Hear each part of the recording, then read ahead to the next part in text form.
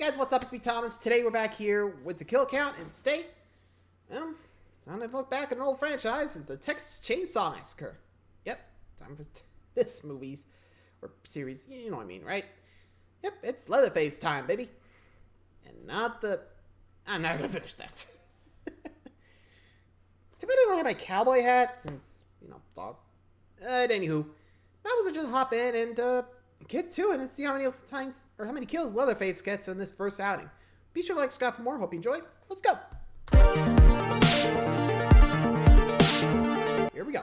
Welcome to the Kill Count, where we tally up the victims in all our favorite horror movies. I'm James A. Janice, and today we're finally looking at the Texas Chain Saw Massacre, released in 1974. The Texas Chain Saw Massacre has become the most requested franchise on this channel, and it's not hard to see why. The original film is one of the most influential horror movies of all time, and came out before most of the other landmark films of the genre, including Halloween and, just barely, Black Christmas. Now, as amazing as the original Chainsaw Massacre is, in fact, Chelsea cites it as her favorite horror movie, I'm not sure if everyone who requested this franchise understands just how messed up it gets. And I don't only mean in terms of quality, even though plenty of these movies are straight up stinkers. Texas Chainsaw's continuity is severely convoluted, rivaled only by the clusterfuck that is the Halloween franchise. Get this, the original has 3 sequels, although parts 3 and 4 have completely different characters and storylines. The 2003 reboot with Jessica Biel was followed by a 2006 prequel, The Beginning. 2013's Texas Chainsaw 3D is a direct sequel to the original 74 film, and finally, 2018's Leatherface is a prequel to the original that maintains continuity with the 2013 3D film. Did you get all that? If not, don't worry. There will be plenty of time for review as we spend the next 2 months with this series, during which you'll see a bunch of different Leatherfaces, a whole bunch of people jumping through windows, and some familiar A-list actors along the way. But before all that craziness, we had the original. Co-written and directed by Tobe Hooper, the Texas Chainsaw Massacre has a certain reputation that it honestly doesn't deserve. Because I'm sure when you hear the name, you think stereotypical super bloody slasher, right? This movie is not that. Not at all. It's decidedly tame when it comes to gore, and to be honest, it's more of an art house film than a Friday the 13th type slasher. In fact, this movie is the subject of so many academic and analytical reviews that Chelsea devoted an entire episode of the Dead Meat podcast to it earlier this week. Do yourself a favor and check it out, since the kill count only provides jokes and some behind-the-scenes info. The podcast is where you'll get the fancy intellectual stuff. Going into this movie for the first time, you should probably set your expectations accordingly. The first half is surprisingly slow-paced, focusing mostly on setting the tone and relishing in Daniel Pearl's gorgeous cinematography. When things finally explode in the final act, it's not a hack-and-slash kill fest, but rather a soul-crushing nightmare of depravity at the hands of this franchise's bedrock, the sadistic Sawyer family. For those of you unfamiliar with this franchise, you may be surprised to learn that it revolves around a family of cannibals. During the series, we'll see the Sawyers go through half a dozen iterations, always changing family members and often changing their name. But the one consistent element of these movies, and the boy that you've all been waiting to see, is the infamous chainsaw-wielding, sweet, simple Leatherface. He's sometimes scared and confused, other times a bit more outright mean, and at one point, we'll even see him fall in love. But most of the time, Leatherface is a bit less evil than other killers like Michael or Jason, because he's usually being taken advantage of and ordered around by the rest of his much more malicious family members. Now, with all that table setting out of the way, let's finally start the meal and get to the Texas Chainsaw Massacre's kills.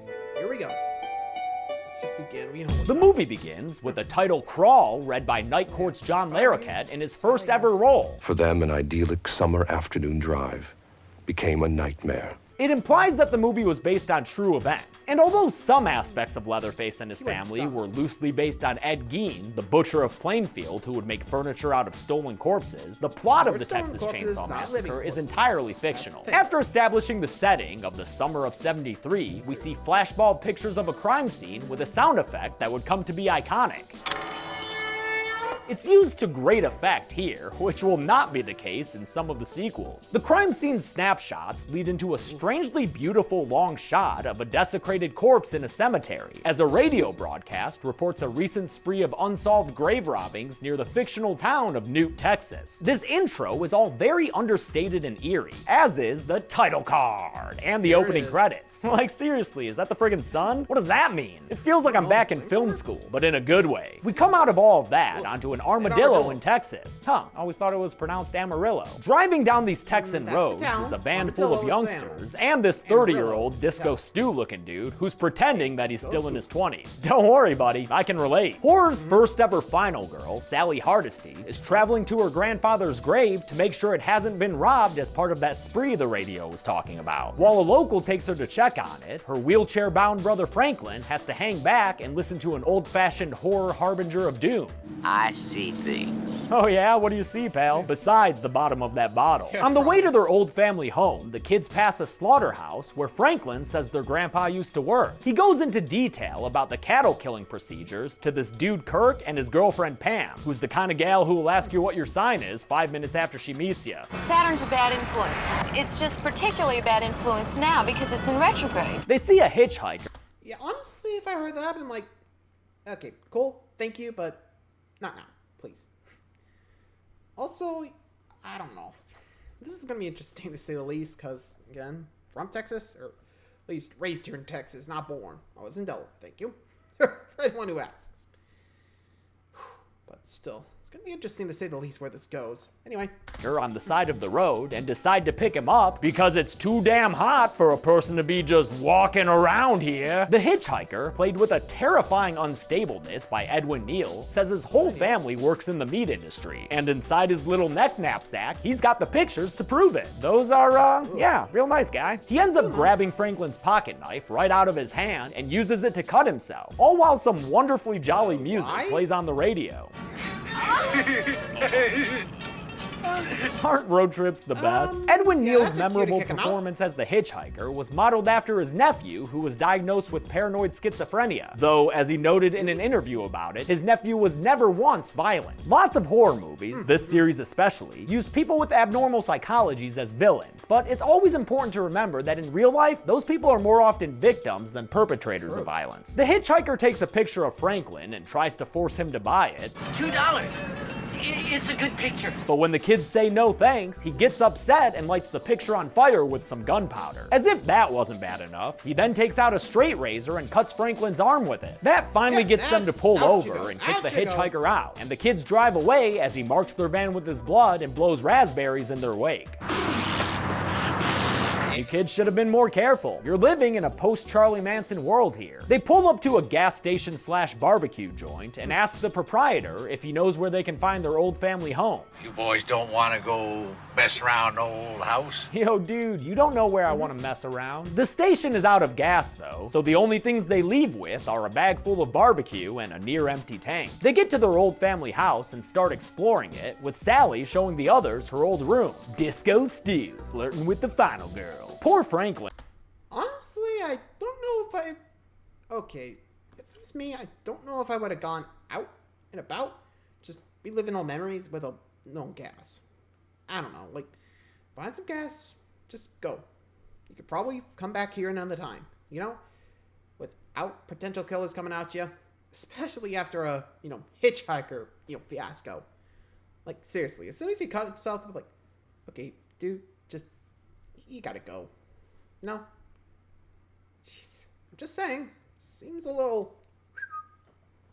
Moving on. Flynn's unable to come upstairs though, which makes him feel pretty left out and leads to him also blowing raspberries in frustration, kinda like the hitchhiker. If I have any more fun today, I don't think I'm gonna be able to take it. What I love about Franklin though is that he's only partly sympathetic, because he's also super whiny and obnoxious as all hell. In fact, actor Paul Partain, rest in peace, decided to stay in character for the entire shoot, so the rest of the cast ended up avoiding him on set. Unfortunately, Franklin was such a whiny bastard. I was afraid if I ever took him off, that I couldn't get him back, and so I kept him on. Yes, it was real effective. We were ready to kill each other.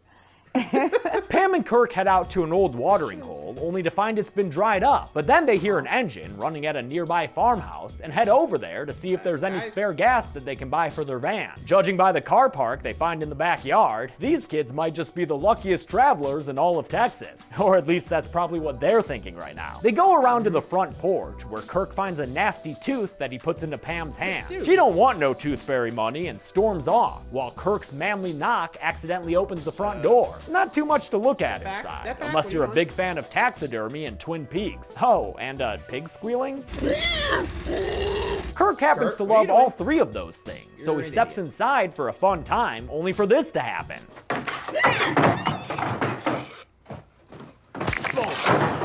Just as with livestock, the first hammer hit doesn't kill Kirk instantly, so Leatherface has to hit him again before taking him back to the kitchen with an iconic sliding door slam. Game over, Kirk. Outside, Pam notices that Kirk has disappeared, and we get another iconic shot that follows her from a low angle as she slowly approaches the house. This shot was a last-minute Shows like idea an by imposing cinematographer image. Daniel Pearl that the You know, like, producers this tried is to gonna be nix fucked since up. it wasn't on the shot list. Tobe Hooper overrode the producers, and it's since become one of the most famous shots from the film, even if actress Terry McMinn wasn't a big fan of it at first. And then I saw in CinemaScope and Technicolor my cheeks right in the screen, and I was completely horrified for years. She has since come around to it, though. I'm laughing now because now I think it's great. Put it back up there.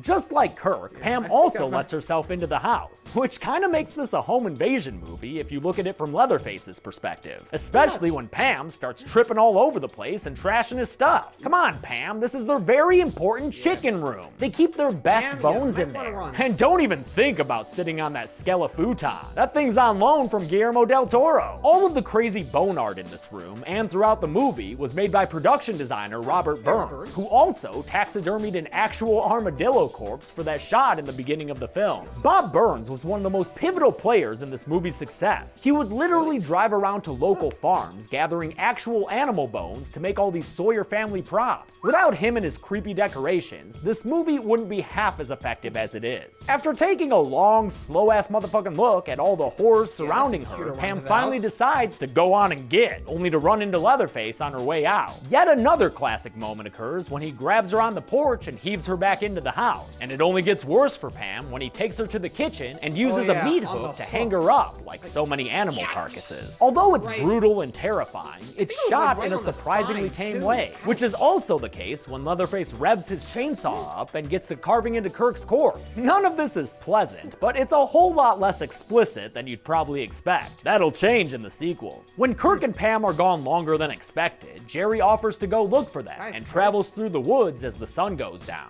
Disco Stew, walking into the sunset. He gets to the old house and also comes around front, where he proves that B&E is just part and parcel for all these rude-ass kids, or 30-year-olds. He heads back into Leatherface's playroom, and although the meat hook is empty, there are sounds coming from the freezer. He opens it to find Pam. Wait, why is she still? Wasn't she just... Oh, there she is. Get on up, girl. One of the best things about this movie is the sound design, from all the industrial sounds that Tobe Hooper recorded in his own home to the sudden instances of loudness like that one, and this one.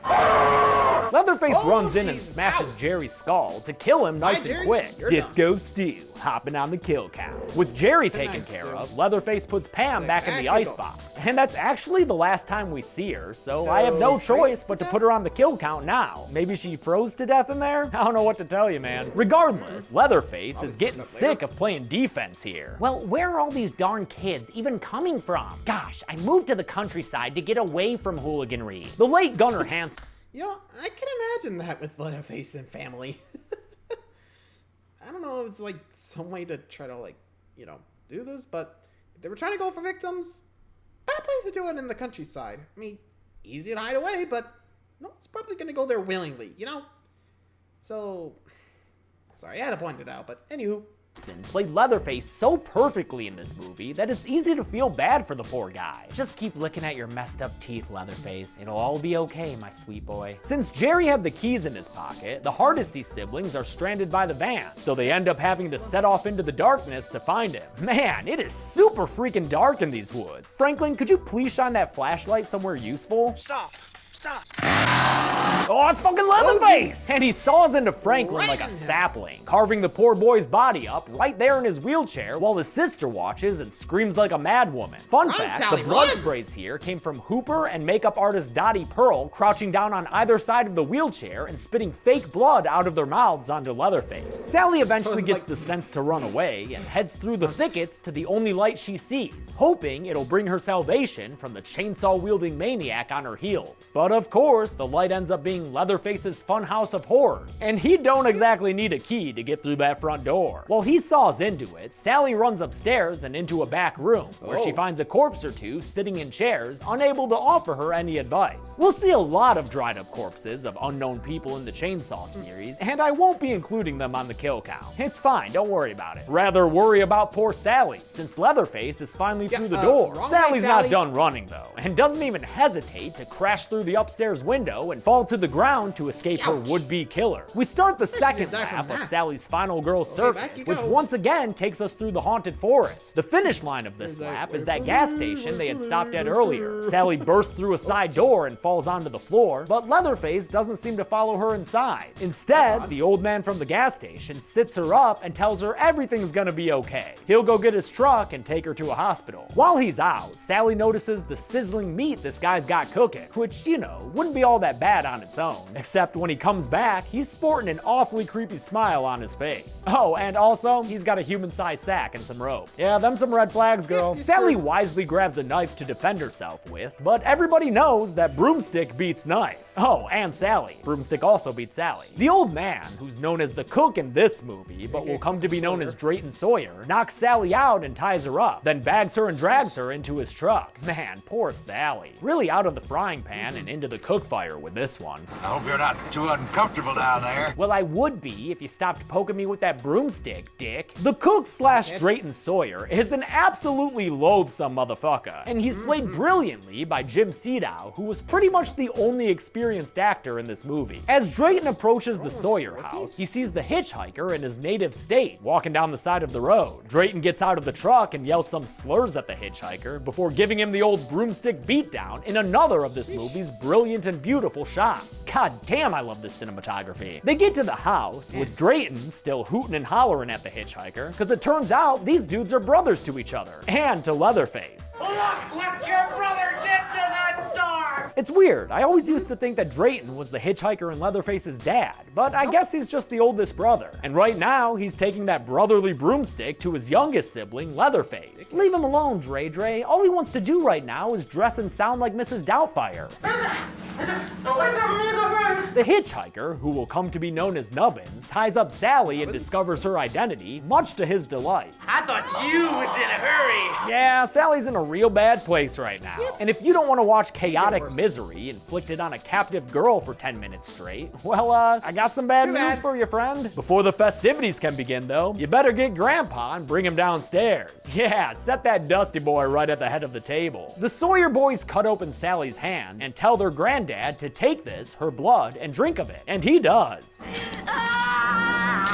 Man, I thought that dude was dead. But turns out, all he needed was some teenager blood, and he turns into the Six Flags guy. The Sawyer bus is coming, and everybody's jumping. Grandpa Sawyer, the character, is supposedly 124 years old, but he was played by John Dugan, who was only 19 at the time. The character's incredible makeup, which took 5 to 7 hours to apply, was done by Dr. W.E. Barnes in his one and only film credit. His actual job was as a plastic surgeon. Also, if you dig Grandpa Sawyer's dance moves here, you'll be happy to know John Dugan can still do them nearly 40 years later. Sally passes out, and when she comes to, she finds herself in the middle of a fucking nightmare. Her hands tied down to some other hands, and her shrieks of suffering only mocked and echoed by her tormentors. Whoa, and is that a face lamp up top? Yo, look at that face lamp! Shut your mouth! Well, sorry, Drayton. If you didn't want me commenting on that face lamp, maybe don't have a face lamp. This miserable dinner scene is the most horrific part of the movie by far, and was also the most torturous thing to film. They shot for over 24 hours straight, although there is some dispute as to the exact number. That proved to be like a 27-hour shooting day.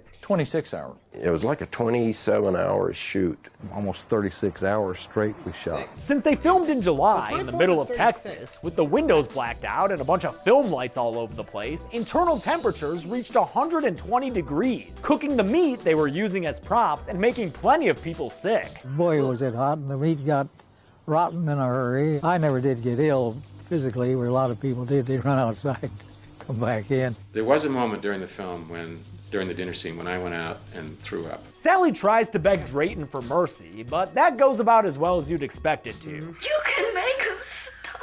No, you can't. The hitchhiker says that his older brother can't do shit, because he's just the cook, and it's the younger bros who have to do all the distasteful killing work. I just can't take no pleasure in killing. To get out of this table set hellscape, no Sally problem even doing offers this. up the only thing she has. I'll do anything you want. But this plea of desperation falls on deaf ears. Nope, These men they're aren't plain motivated old. by usual desires. They're just sadistic cannibals who take pleasure in other people's pain. You'll find no sympathy from them, Sally, no matter how hard you look with your eyes. Damn, you looking hard too, huh? Like blood vessel hard. Drayton tells his younger brothers to get on with it and kill her, but the hitchhiker decides that Grandpa's the man for the job. You always said he's the best. He's the best, all right. Oh, Grandpa's the best killer there ever was. They arm him with a hammer and send Sally into a screaming pile of jump cuts. Then they untie her and bring her over to Grandpa's killing bucket. And what follows is a super darkly comedic scene where Grandpa, who's supposedly the best at killing, can't even hold the hammer in his hand long enough to strike Sally. Tobe Hooper would try to focus more on dark humor like this in Texas Chainsaw 2, which I think he does to pretty good effect. With Drayton cheering him on and Leatherface all but doing the work for him, Grandpa finally starts landing blows on the back of Sally's head. But when the hitchhiker tries to take over, Sally seizes the opportunity and gets away from them, once again crashing through a window to escape like a baller. She's been tortured by the Sawyers so long it's already freaking morning, but she wastes no time limping down the road with the hitchhiker already in hot pursuit and his younger brother Leatherface rushing out to join him. The hitchhiker catches up to Sally and slashes at her back, playing with his prey long enough that she manages to get out to the main road. Right as a semi-truck rolls up to them, Sally gets away from the hitchhiker, who's not quite as lucky and instead gets the Gage Creed treatment by this big rig's big-ass tires. For this death, they filmed him getting hit by the truck in reverse, a real simple trick, and then obviously used a dummy for the undertread body. Sally watches the truck pull over, and although the driver gets out to help her, he nopes right back into the cab after seeing Leatherface and his chainsaw. For some reason, instead of driving away, he and Sally climb out of the truck's passenger side door. I seriously don't know why they did that, but at least the truck driver grabs a monkey wrench on his way out so he can ask Leatherface knock knock. Hit you in the head with a monkey wrench. That causes Leatherface to fall and cut up his own leg, poor boy. But he's back up in no time as Sally and the truck driver haul ass down the street. A blue pickup truck joins the madness and pulls over long enough for Sally to hop inside. And just don't think about the semi-truck driver. Some say he's still running down the street to this very day. Sally is driven away from Leatherface in a few more infamous shots, some of which are featured in my extended intro, and her terror turns into glee as she realizes that she's finally escaped the unspeakable horrors wrought by this crazed chainsaw murderer and his sadistic family of cannibals. How many people did the Sawyers invite to their dinner party? Let's find out and get to the numbers.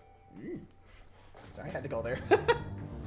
5 people died in the Texas Chainsaw Massacre, which might be lower than you expected, but I tried to warn you about that up top. The victims consisted of 4 men and only 1 woman, giving us a mostly blueberry meat pie. And with a runtime of 83 minutes, that left us with a kill on average every 16.6 minutes. I'll give the Golden Chainsaw for coolest kill to Kirk. It kicks off the movie's kill count and comes out of nowhere, and I love the way it's done in mostly silence. Dull Machete for lamest kill will go to, Jerry, I guess? I actually think all these kills are effective, but if I include the meat hooking as part of Pam's death, then I think it's gotta go to Jerry. And that's it. The Texas Chainsaw Massacre came out in 1974 and was actually banned in the UK for 23 years. Tobe Hooper would make the drastically different sequel a dozen years later, which I'll be looking at next week.